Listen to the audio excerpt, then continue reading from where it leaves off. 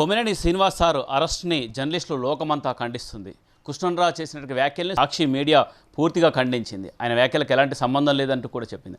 అయినప్పటికీ కొమ్మినేని శ్రీనివాస్ సార్ని అరెస్ట్ని ఖండిస్తున్నారు. మన senior journalist Devulapalli Amar sir ఉన్నారు, వాళ్ళు తెలుసుకుందాం. సార్, ఎట్లా చూడవచ్చు సార్ కొమ్మినేని శ్రీనివాస్ సార్ని కనీసం పైకి వెళ్ళి మెడిసిన్ తెచ్చుకుంటాను అంటే కూడా మెడిసిన్ తీసుకెళ్ళడానికి కూడా ఇంట్లో కూడా అనుమతించకుండా తీసుకొని వెళ్ళారు? ముందుగా ఒక విషయం స్పష్టంగా మాట్లాడాలి. అది ఏ మీడియా సంస్థ అయినా, ఛానల్ అయినా, వార్తాపత్రిక అయినా, లేదా బయట సమాజమైనా మహిళలను కించపరిచే విధంగా లేదా మహిళల ప్రతిష్టకు భంగం కలిగే విధంగా మాట్లాడకూడదు. అది చాలా స్పష్టం. రెండవది కొమ్మినేని శ్రీనివాసరావు గారి అరెస్ట్. ఆయన ఇవాళ కొత్తగా లైవ్ షోలు చేయడం లేదు. దాదాపు 18 సంవత్సరాలుగా ఆయన ఏ ఛానల్లో పనిచేసినా ఆ ఛానల్లో లైవ్ షోలు చేస్తూ ఉన్నారు. ఇవాళ ఒక దురదృష్టకరమైన పరిస్థితి ఏర్పడినది ఏమిటి అంటే, మీడియాకు రాజకీయాలకు మధ్య ఉండవలసిన ఒక సన్నటి రేఖ చెరిగిపోయింది పూర్తిగా. దాంతో రాజకీయ పక్షాలు మీడియాను ఓన్ చేసుకోవడమో లేదా మీడియాను తమ శత్రువుగా దాన్ని కూడా ఒక రాజకీయ పక్షంగా చూడడం మొదలైంది. ఇది మొదలైన తర్వాతనే ఈ దురదృష్టకరమైన వాతావరణం ఏర్పడి ఉన్నది. ఇది ఎంతమాత్రం మంచి వాతావరణం కాదు. ఎందుకంటే మీడియా అంటే సమాజానికి సత్యాన్వేషణ చెప్పి సమాజం మంచి కోరి మంచి విషయాలు ప్రజలకు అందజేయాల్సిన బాధ్యత, లేదా సమాజంలో జరుగుతున్న తప్పొప్పుల్ని బేరీజు వేసి ప్రజలకు తెలియజేయాల్సిన బాధ్యత మీడియాది. అట్లాంటి మీడియా ఇవాళ పూర్తిగా రాజకీయమైన ఒక ఏమంటారు దాన్ని, ముళ్ళ కంచెలు ఇరుక్కుపోయినట్టుగా ఉన్నది. దీని అంతటి కారణం మీడియా యాజమాన్యాలు. ఇవాళ మీడియా స్వేచ్ఛ అనేది పాత్రికేయుల చేతుల్లో లేకుండా పోయిన తర్వాత మీడియా రాజకీయమయమైపోయింది, వ్యాపారమయమైపోయింది. ఇట్లాంటి పరిస్థితుల్లో మనం కనుక చూసుకున్నట్టయితే ఇవాళ కొమ్మినేని శ్రీనివాసరావు గారు చేసిన ఒక లైవ్ షో, ఇది లైవ్ షో. రికార్డెడ్ ఇవి వేరు, లైవ్ షో వేరు. ఇప్పుడు మీరు నాది రికార్డ్ చేస్తూ ఉన్నారు. నేను మాట్లాడిన దాంట్లో ఏదైనా తప్పు ఉంటే, ఏదైనా పొరపాటు ఉంటే మీరు దీన్ని ఎడిట్ చేసుకోవడానికి వీలుంటుంది. కానీ ఆయన చేసింది లైవ్ షో. లైవ్ షోలో ప్యానలిస్ట్గా వచ్చిన వ్యక్తి మాట్లాడిన మాటలు బహుశా ఆనాడు శ్రీనివాసరావు గారు తీవ్రంగా ఖండించకపోయి ఉండవచ్చు. కానీ తర్వాత ఆయన స్పష్టంగా దానికి విచారం వ్యక్తం చేసినారు. అవసరమైతే క్షమాపణలు కూడా చెప్తా అని చెప్పినారు. సాక్షి మీడియా దాన్ని ఖండించింది. ఇప్పుడు ఒకటి గుర్తుపెట్టుకోవాలండి, సాక్షి మీడియా అంటే పొద్దున్న లైవ్ షో జరుగుతుంటే సాక్షి మీడియా యాజమాన్యం వచ్చి మీరు ఇట్లా మాట్లాడండి అని చెప్పదు, లేదా ఏ మీడియా అయినా కూడా. ఇట్లా చూసుకున్నట్టయితే మనం నిజంగా ఆయన తన విచారాన్ని వ్యక్తం చేసినాక క్షమాపణలు చెప్పిన తర్వాత కూడా, సాక్షి మేనేజ్మెంట్ దాన్ని డిజోన్ చేసుకున్న తర్వాత కూడా శ్రీనివాసరావు గారి మీద కేసు పెట్టి, మీరు ఇంతకుముందు చెప్పినట్టుగా ఆయన దాదాపు 70వ పడిలోకి వస్తూ ఉన్నారు. ఆయనను అనారోగ్యం ఉంటుంది ఈ వయసులో, అవసరమైన మందులు ఉంటాయి, అవి కూడా తీసుకొని ఇవ్వకుండా, బట్టలు సర్దుకొని ఇవ్వకుండా అరెస్ట్ చేసి తీసుకుపోవడం అంటే, ఆయనేం టెర్రరిస్ట్ కాదు, ఆయనేం దేశద్రోహం చేసిన వాడు కాదు, ఆయనేం పారిపోయే వ్యక్తి కూడా కాదు. ఆయన సమాజంలో ఒక గౌరవప్రదమైన పౌరుడిగా బ్రతుకుతున్నవాడు, ఒక జర్నలిజం అనే వృత్తిలో ఉన్నవాడు. ఆయన ఎక్కడుండేది అందరికీ తెలుసు. అట్లాంటి వ్యక్తిని ఒక దొంగను, టెర్రరిస్ట్ను, పారిపోయే వ్యక్తిలాగా పట్టుకుపోవడం సరైనది కాదు. రెండవది, ఇట్లాంటి వ్యాఖ్యానాలు వచ్చినప్పుడు తప్పనిసరిగా ప్రభుత్వాలు లేదా పౌర సమాజం దీని మీద తీవ్రంగా స్పందించాల్సిందే, కఠినమైన చర్యలు ఉండాల్సిందే. కానీ సెలెక్టివ్గా ఉండకూడదు. కొద్దిమంది విషయంలోనే ఇది చేయడం. ఇప్పుడు ఇవాళ కనుక మీరు ఇది చూసినట్టయితే గత 5-6 సంవత్సరాల కాలంలో భారతదేశంలో కానీ తెలుగు రాష్ట్రాల్లో కానీ మీడియాలో ఈ టాక్ షోలు చేసేవాళ్ళు, లైవ్ షోలు చేసేవాళ్ళు ఎవరెవరు ఎటువంటి మాటలు మాట్లాడినారు, ఎటువంటి భాష ప్రయోగించినారు, వ్యక్తుల పట్ల, ముఖ్యంగా మహిళల పట్ల, రాజకీయాల్లో ఉన్న స్త్రీల పట్ల ఎంత అసభ్యకరంగా మాట్లాడినారనేది మనం కావాలంటే రికార్డ్స్ తీసి చూడొచ్చు. మరి వాళ్ళందరి మీద కూడా ఇవాళ శ్రీనివాసరావు గారి మీద పెట్టిన కేసు లాంటి కేసులు పెడతారా, పెట్టే అవకాశం ఉందా? అట్లా అయితే తప్పనిసరిగా మనం దాన్ని గౌరవించాల్సిందే, ఆహ్వానించాల్సిందే, అభినందించాల్సిందే. కానీ అట్లా జరగకుండా మన రాజకీయాలకు వ్యతిరేకంగా ఉన్నది కాబట్టి, మనకు ఈ చర్య వల్ల అనుకూలత ఉన్నది కాబట్టి ఈ పని చేస్తామనడం సరైనది కాదు. మీడియాలోనే కాదు, ఇవాళ స్త్రీలను కించపరిచారనే దాని మీద కదా జరుగుతున్నది. నిజానికి ఆ వృత్తి గురించి మాట్లాడడం అనేది, అది కృష్ణరాజు చేసినటువంటి వ్యాఖ్యల్ని సాక్షి మీడియా ఖండించింది. కానీ కొన్ని ఛానళ్ళు, కొన్ని పేపర్లు వాటిని పదే పదే చూపించేసి ఎక్కువగా ప్రచారం చేసేసి ఈ విధంగా దీన్ని ఎట్లా చూడొచ్చు?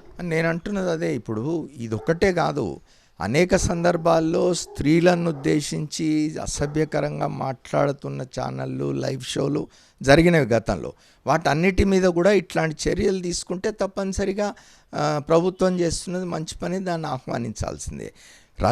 మీడియాలో ఉన్న వాళ్ళే కాదు, రాజకీయాల్లో ఉన్న వాళ్ళు కూడా ఇటీవలి కాలం, నిన్నగాక మొన్న 2-3 రోజుల క్రితమే మీరు చూసినట్టయితే 2-3 రోజుల క్రితమే ఒక ప్రముఖ నటుడు ఒక రాజకీయ నాయకురాల్ని పట్టుకొని అది ఇది అని మాట్లాడినాడు.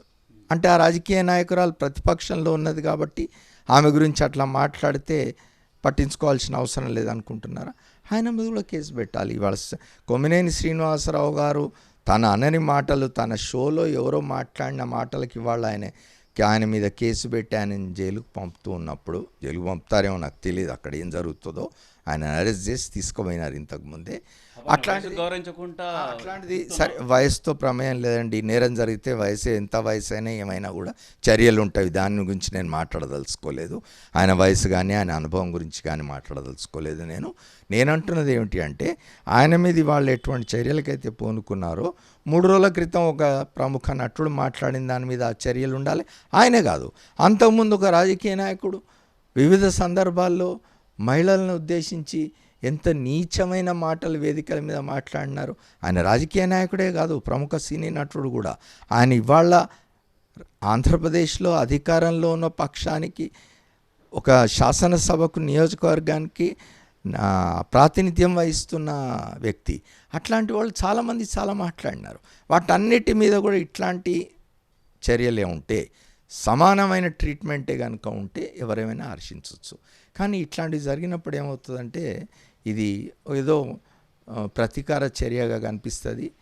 ఇది మీడియాని స్వతంత్రంగా, ఇప్పటికే మీడియా స్వతంత్రత కోల్పోతున్నది. అక్కడో ఇక్కడో స్వతంత్రంగా మాట్లాడాలనుకున్న, పని చేయాలనుకున్న, రాయాలనుకున్న మీడియా వాళ్ళు కూడా దీనివల్ల వెరచి, భయపడి వెనక్కుపోయే ప్రమాదం ఉన్నది. దానివల్ల సమాజానికి నష్టం జరుగుతుంది.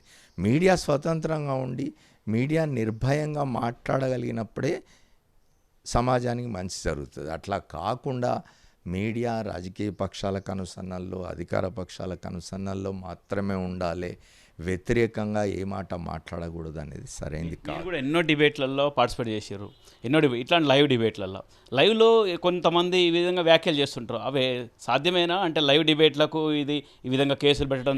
నేను ఇంతకుముందు చెప్పినాను, లైవ్ డిబేట్లో మీరు ఎడిట్ చేయడానికి వీలుండదు. సరే, తర్వాత దాన్ని యూట్యూబ్లలోంచి వాటిలోంచి తీసేయడం అనేది అదొక ఇది.